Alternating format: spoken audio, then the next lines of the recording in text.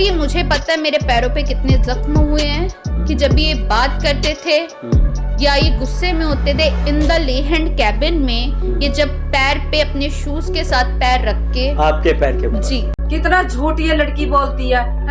खुद चर्च वालों ने तुझे पकड़ा है, तेरे मैसेज पकड़े लड़कों के साथ।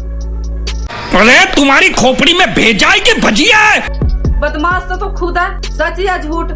चले एक काम कर, 200 रुपए दे और 50 रुपए काट ओवर एक्टिंग के वजह। जय मसीह की दोस्तों, मैं आज आपको एक परिवार से मिलवाने वाला हूं और ये वो परिवार है जिसका परमेश्वर यीशु मसीह नहीं बल्कि एक प्रोफेट है। स्क्रीन पर आप इन तीनों की फोटोज देख सकते हैं दोस्तों। ये पूरा परिवार एक प्रोफेट के जूते चाटने में लगा रहता है और हमें कोई समस्या नहीं है। आप जूते चाटें, चाहे उसके पैर धो करके पी लें, चाहे उसका मुंह चाट लें, चाहे कुछ भी कर ले, हमें कोई मतलब नहीं है। चाटो जितना चाटना है उसको। लेकिन कुछ बातें दोस्तों अभी के समय में इन्होंने ऐसी की है जिसको आपके सामने रखना बहुत जरूरी है।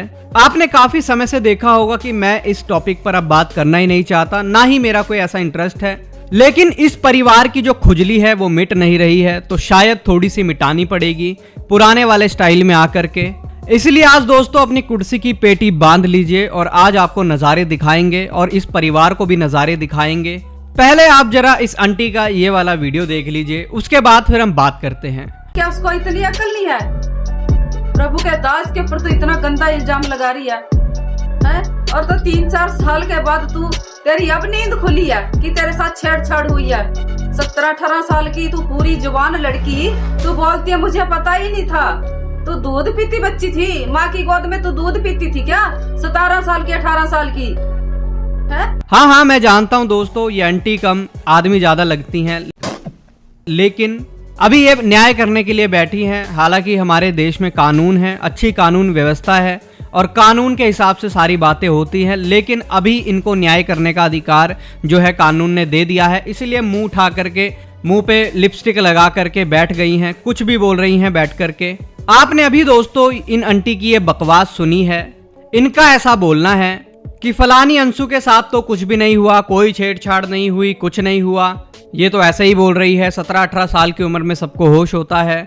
हालांकि दोस्तों बहन ने बताया था कि मुझे जो मेरे साथ जो भी घटना हुई वो 16 साल की उम्र में हुई। अभी 2 साल इन लोगों ने अपने हिसाब से बढ़ा दिए हैं, इस आंटी ने बढ़ा दिए हैं, क्योंकि अभी खुद में अपने आप को बहुत बड़ा जज समझ रही है। तो आंखों के अंदर से और कान के अंदर से मैल निकाल करके इन वीडियोस को देखें ताकि पता लगे कि अंशु ने अपनी उम्र कितनी बताई थी। अभी आपको ये लॉजिक समझ में नहीं आएगा, आगे आपको जरूर समझ में आएगा। जरा आप ये वाला वीडियो देखिए, आपको अब पता लगेगा कि इस आंटी की मानसिक स्थिति कितनी खराब हो चुकी है कि शायद इसको यही नहीं पता कि मैं कैमरे पर बैठ करके बोल क्या रही हूँ। और कमेंट करने वाले भी इनके कमेंट में ऐसे हैं, शायद उनकी भी बुद्धि बंद है, ना वो बात को समझना चाहते हैं और ना ही वो बात को समझते हैं, बल्कि हाँ में हाँ मिलाए चलते हैं, क्योंकि पापा जी की भक्ति जो करनी है। कैमरे में कभी तो रिकॉर्डिंग आती, कभी तो कोई तेरा बंदा अगर तेरे साथ छेड़छाड़ हो रही थी वहाँ पर, तो किसी भी अपने बंदे को बोल देती भाई मेरे साथ छेड़छाड़ हो रही है, तुम कैमरे में रिकॉर्डिंग करो ये बातें, और मेरे साथ जब छेड़छाड़ होती है ना ये बात रिकॉर्डिंग करो वीडियो में। कोई तेरी छेड़छाड़ की रिकॉर्डिंग आई है वीडियो में? जैसे तू बोलती है मुझे गलत मैसेज करते थे, क्या गलत मैसेजों का कोई भी तेरे पास कोई प्रूफ फोन में? और भाई अगर है तो हम जनता लोगों को दिखाओ। अभी आपने ये वाला वीडियो भी देख लिया है। इसके अंदर इस औरत का ये बोलना है, इस आंटी का ये बोलना है कि अंशु के साथ जब छेड़छाड़ हो रही थी तो वो किसी को बता करके रिकॉर्ड करवा सकती थी ताकि हम लोग देखते और विश्वास कर लेते। आखिर मुझे समझ में नहीं आता है कि ये लोग कहां से आते हैं, कौन सी दुनिया में ये लोग रहते हैं। जिस लड़की को अपनी जान का खतरा हो वो लड़की क्या ऐसी स्थिति में अपनी वीडियो बनवा सकती है किसी को भी बता करके? जिस लड़की ने कभी अपने घर पर ही नहीं बताया कि उसके साथ क्या हो रहा है क्या नहीं हो रहा है, उसको पैनिक अटैक पड़ते थे, उसके घर वाले उसको उठाकर हॉस्पिटल में लेकर के जाते थे, उसके पापा जो हैं धक्के खाते थे, उनको ही नहीं पता था कि हमारी बेटी को आखिर हो क्या रहा है। जब उसके पास इतनी हिम्मत ही नहीं थी डर के मारे कि वो अपने माँ बाप को बता सके, तो क्या वो किसी वहां के व्यक्ति को बता करके वीडियो रिकॉर्ड करवाती? मैंने आपको इसीलिए स्टार्टिंग में बोला था, जो ये परिवार है ये प्रोफेट के जूते चाटने के लिए बना हुआ है और जूते चाटता है, चाटते रहे, हमें कोई फर्क नहीं पड़ता। लेकिन अगर बेकार की और फिजूल वाली बातें अगर अब ये लोग करेंगे तो रगड़ा दिया जाएगा और जोरदार रगड़ा दिया जाएगा। साथ ही में दोस्तों इन्हीं आंटी का ये भी बोलना है कि अगर तेरे पास कोई फ़ोन में प्रूफ है तो हमें दिखा, जनता को दिखा। तो आखिर सच में क्या है, जज बन गई है कि इसको दिखाएंगे? अगर कोई प्रूफ है या नहीं भी है तो कोर्ट में दिखाएंगे, आखिर ये है कौन? मतलब ये कुछ भी नहीं है और अपने आप को पता नहीं क्या समझ रहे हैं। बात रही दिखाने की, तो बहुत सारी वीडियोस वायरल हो चुकी हैं और उनको देख करके बंदे का कैरेक्टर का भी पता लगता है। जब तुम्हें उन्हीं वीडियो को देख करके भी उसके कैरेक्टर का कुछ पता ही नहीं है, तब भी तुम उसकी पूजा करने में लगे हो, तो तुम्हें अगर वो मैसेज और तुम्हें वो जो भी उसके पास प्रूफ है वो दिखा भी देगी तो तुम क्या ही कर लोगे? तुम फिर अपने पापा जी के पैरों में नतमस्तक हो जाओगे, पूरा नीचे लेट करके उसके पैरों को चाटना शुरू कर दोगे। तो तुम जैसे लोगों को आखिर किस लिए दिखाएं प्रूफ? एक जरा दोस्तों इन आंटी की एक और क्लिप आप देख लीजिए, उसके बाद फिर हम बात करते हैं। प्रॉफिट ने तेरे साथ कोई छेड़छाड़ नहीं की है, ठीक है? तू फ्रॉड लड़की है। अरे तुम्हें प्रभु का डर और भय नहीं है? तुमने एक घर खराब कर दिया। मेरे बहनों भाइयों, मेरी बात में दम है ना, सच्चाई है मेरी बातों में। ये अंशु बिल्कुल झूठी है, ये बिल्कुल झूठी है। वीडियो में दोस्तों हम आगे बात करते हैं, उससे पहले आप एक छोटी सी सूचना सुन लीजिए। अगर आप दिल्ली से इस वीडियो को देख रहे हैं या फिर आप दिल्ली के आसपास कहीं से भी इस वीडियो को देख रहे हैं, तो 30 जुलाई के दिन परमेश्वर के दास बिशप विजय मानवल दिल्ली में आ रहे हैं, अंबेडकर भवन झंडेवाला में, जहां पर एक चंगाई सभा रखी गई है। और इस चंगाई सभा में जितने लोग भी आते हैं बहुत ज्यादा आशीषों को पाते हैं। उनकी बीमारियां, उनकी तरह तरह की समस्याएं और परेशानियां परमेश्वर दूर करते हैं। 30 जुलाई को होने वाली इस चंगाई सभा में भी आप सबके लिए प्रार्थना की जाएगी। आपकी बीमारी, आपकी परेशानी, आपकी समस्या के लिए आपको परमेश्वर के वचन से सिखाया जाएगा। तो आप जरूर 30 जुलाई को इस चंगाई सभा में आए। स्क्रीन पर अभी आपको ये एड्रेस दिख रहा है, अंबेडकर भवन झंडेवाला में ये सभा होगी। नंबर भी स्क्रीन पर आपको दिख रहे हैं। अधिक जानकारी के लिए आप इन दिए गए नंबरों पर भी संपर्क कर सकते हैं।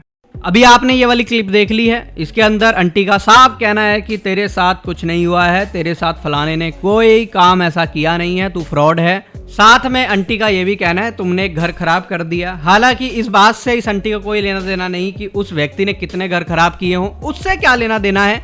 दूसरों के घर थोड़ी है। मतलब तुम्हारा कुत्ता कुत्ता, हमारा कुत्ता टॉमी, ये वाला काम दोस्तों आंटी का है। अगले के घर का बहुत फिक्र है, लेकिन जिनके घर खराब हुए हैं उसकी वजह से उनका क्या जाता है, भाड़ में जाए। और मुझे एक बात बहुत अच्छे से पता है कि उस चर्च से भी मेरी इस वीडियो को कोई ना कोई देख रहा होगा, तो मैं बड़े ही नम्र दिल से एक बात बोलना चाहता हूँ। ये लोग सिर्फ और सिर्फ उस व्यक्ति की मुश्किलों को बढ़ा रहे हैं ऐसी बातों को करके, ताकि अंशु के अंदर और भी ज्यादा जो है इस बात को लेकर के रोष हो जाए और किसी भी प्रकार से उसको उस फलाने प्रॉफिट के ऊपर तरस ही ना आए। बात रही इतनी सी कि अगर ये लोग फिर से फालतू की बात करेंगे तो मैं फिर तगड़ा रगड़ा दूंगा। ये साफ सीधा मैंने आपको बोल दिया है, क्योंकि मैं 1.5-2 महीने से चुप हूं और मुझे कोई इन सब बातों से लेना देना नहीं है। लेकिन फर्जी और बेकार की बात अगर ये लोग करेंगे और बहन अंशु के ऊपर कोई भी उल्टी सीधी बात करेंगे तो फिर अच्छे से जवाब दिया जाएगा। और अभी तो सिर्फ इस आंटी तक ही सीमित है, फिर उसके बाद फिर से नए चिट्ठे खुलेंगे। और अगर किसी ने इनको प्लांट किया हुआ है कि हाँ तुम सपोर्ट में वीडियो बना करके डालते रहो, तो समझाइश दे ले तो ज़्यादा बढ़िया रहेगा। नहीं तो फिर एक बार फिर से आपको मैं बता दूं कि जंग शुरू हो जाएगी। और अभी तक इनकमिंग चल रही थी, हम सह रहे थे, लेकिन अब आउटगोइंग शुरू हो चुकी है, कल से ही शुरू हो गई है। और ये परिवार जो मेरी इस वीडियो को देख रहा है, मैं आपसे एक बात कहना चाहता हूँ, ना ही मेरी आपसे कोई पर्सनल दुश्मनी है, ना ही मैंने आपको आज तक कुछ बोला है। आपने मुझे लेकर के, बिशप जी को लेकर के बहुत सारी बातों को बोला, कोई बात नहीं। लेकिन अगर आप फालतू की बात करेंगे अंशु को लेकर के, तो फिर उसके बाद अंजाम भुगतने के लिए तैयार रहना। फिर मत बोलना कि तुमने ये बात सोशल मीडिया पर क्यों खोल दी, वो बात सोशल मीडिया पर क्यों खोल दी हमारे घर की। इसीलिए पहली और आखिरी बार ये वीडियो बना करके समझा रहा हूँ, अंशु मेरी बहन है और मैंने पहले भी बोला था बवाल कट जाएगा और उसके बाद फिर बातें हाथ से निकल जाएंगी। इसीलिए अपनी औकात में रहो। जिसके जूते चाटने हैं, जिसके पैर धो करके पीने हैं, पियो। मैं कहता हूँ पेशाब पियो किसी का, लेकिन यहाँ पर फालतू में जब बात का नहीं पता है तो बात को ना खींचो, नहीं तो फिर बात खराब होगी। और अगर उसके चर्च से भी मुझे कोई देख रहा है तो नम्र निवेदन है कि इनको समझाइश दे लें। तुम्हारे चर्च के मेंबर हैं, इनको समझा लो, नहीं तो फिर उसके बाद बवाल कटना शुरू होगा तो बवाल बढ़ता ही जाएगा। तो बाकी दोस्तों, आप इन सब बातों के बारे में क्या सोचते हैं, जरूर अपनी राय कमेंट में लिख करके बताइएगा। मिलते हैं किसी और नई वीडियो में किसी और नए टॉपिक के साथ। तब तक के लिए सबको जय मसीह की। प्रभु आपको बहुत आशीष